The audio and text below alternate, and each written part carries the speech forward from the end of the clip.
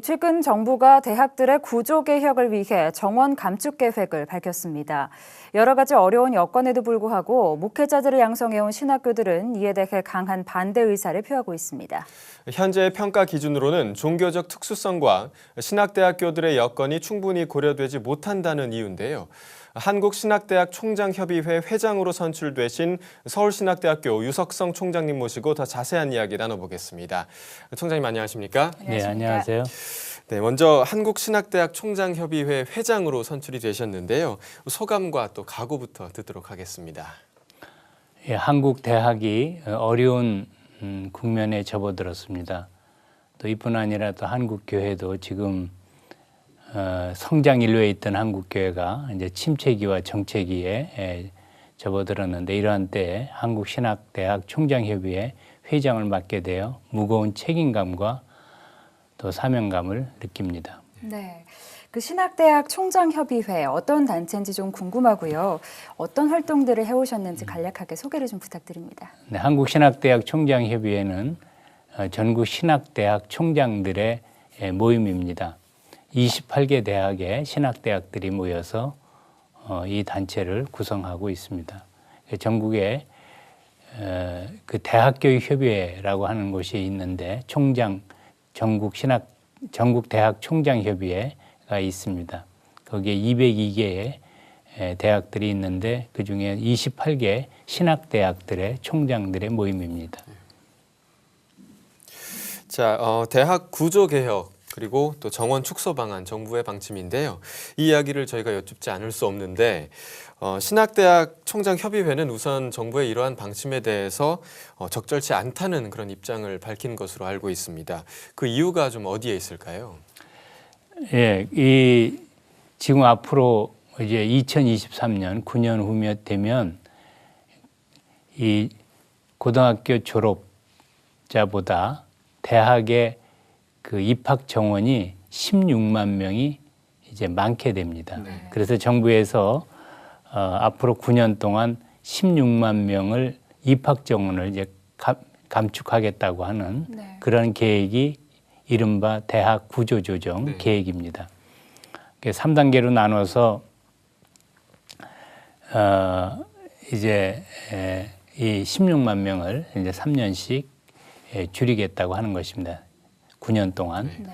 근데 이제 여기에 대해서 지금 신학대학들이 대부분 입학 정원 500명 미만 또는 조금 큰 데는 이제 1000명 미만인데 이런 이제 작은 대학들이 신학대학뿐만 아니라 일반 대학에도 상당히 많은 대학들이 있습니다. 그래서 이 획일적인 기준으로 이것을 정원을 감축할 것이 아니라 여기에는 그 작은 대학의 특성에 맞게 이것을 그 대규모 대학처럼 감축하면 안 된다고 하는 것이 저희들의 입장입니다. 네.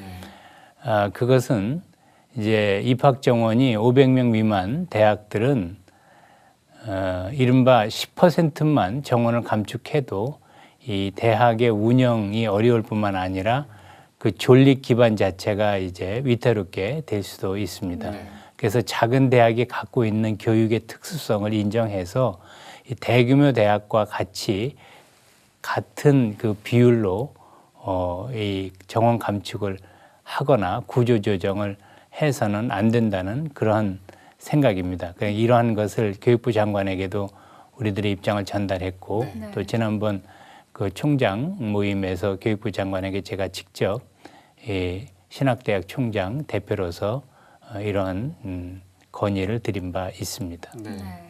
이 신학대학의 특수성과 또 이제 그 대형 대학들과의 기준이 이제 같으면 안 된다는 그런 말씀이신데 그렇다면 이 정부의 방침이 구체적으로 좀 어떻게 좀 변해야 된다고 생각하십니까?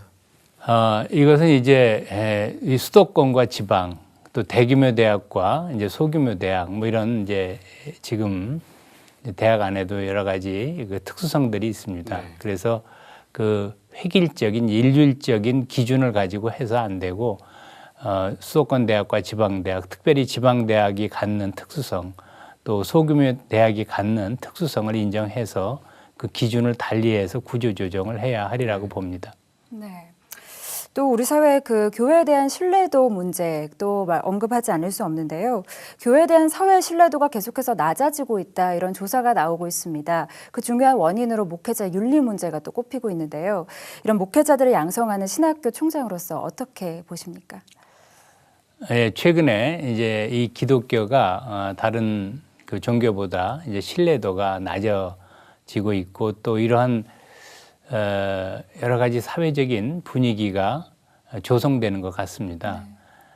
거기에는 물론 여러 가지 그 목회자들의 윤리성도 있고 또 교회 자체가 사회를 향한 그런 역할을 충실히 못했다고 하는 점도 있고 여러 가지가 있는데 특별히 종교인들은 높은 윤리성이 이제 확보돼야 되고 또 그것을 발휘를 할 때 그 종교적 가치가 사회 속에 나타날 수 있다고 봅니다.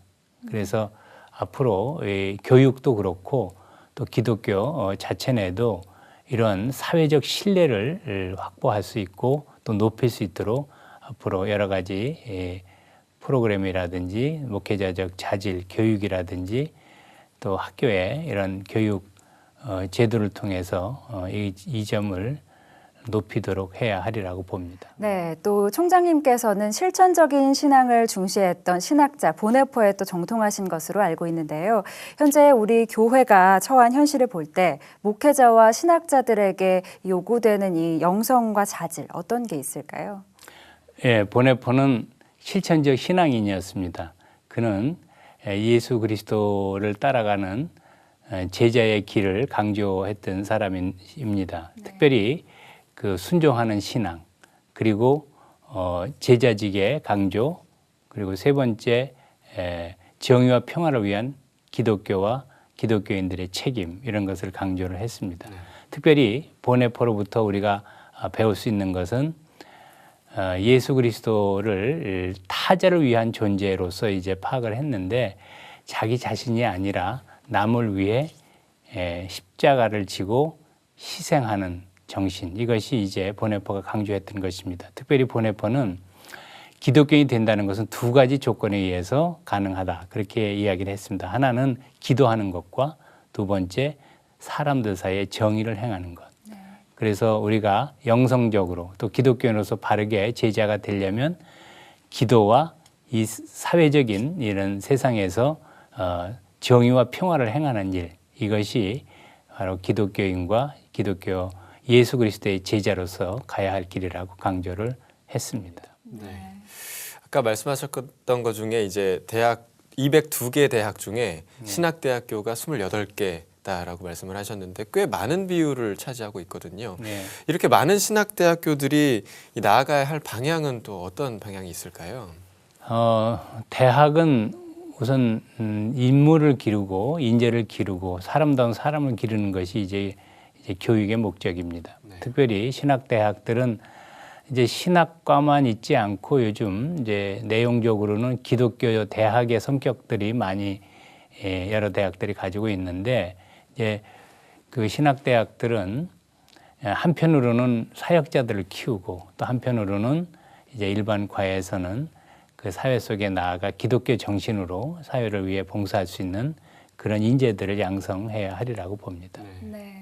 이 마지막 질문인데요. 끝으로 한국교회에 당부하실 말씀, 또 신학도들에게 당부하실 말씀 한 말씀 부탁드립니다. 특별히 이제 신학생들은 예수 그리스도의 부름에 응답해서 이제 사역자의 길을 가고자 온 사람들입니다. 네. 그래서 충실한 예수 그리스도의 제자로서 또 사역자로서의 길을 가야 하는데 특별히 그가 이제 열심히 공부하며 또 기도하며 또 봉사하고자 하는 그런 정신이 있어야 된다고 봅니다. 우리 서울신학대학에서도 지성, 영성, 덕성이 조화된 교육을 해서 세계적 기독교 명문대학을 만들어 보자. 이것이 학교의 목표입니다. 그래서 학생들에게 기도하자, 공부하자, 봉사하자. 조금 더 덧붙여서 두 손 모아 기도하는 영성 공동체, 열심히 공부하는 학문 공동체, 최선을 다해 봉사하는 사랑의 공동체를 만들어 가려고 하는데 특별히 이렇게 조화된 교육이 중요하다고 봅니다. 기도하고 공부하고 봉사하는 그런 삶의 자세, 그런 학문의 자세가 이제 필요하다고 봅니다. 네. 이 한국교회의 위기를 말하는 목소리가 높은데요. 이럴 때일수록 목회자의 영성과 자질의 중요성이 더욱 커지는 것 같습니다. 대학 구조개혁 문제를 비롯해서 한국교회 전체가 당면하고 있는 과제가 적지 않습니다. 신학대학 총장협의회가 이러한 문제들을 해결해 가는데 길잡이 역할을 해주길 기대해 보겠습니다. 총장님 오늘 말씀 감사드립니다. 네, 감사합니다.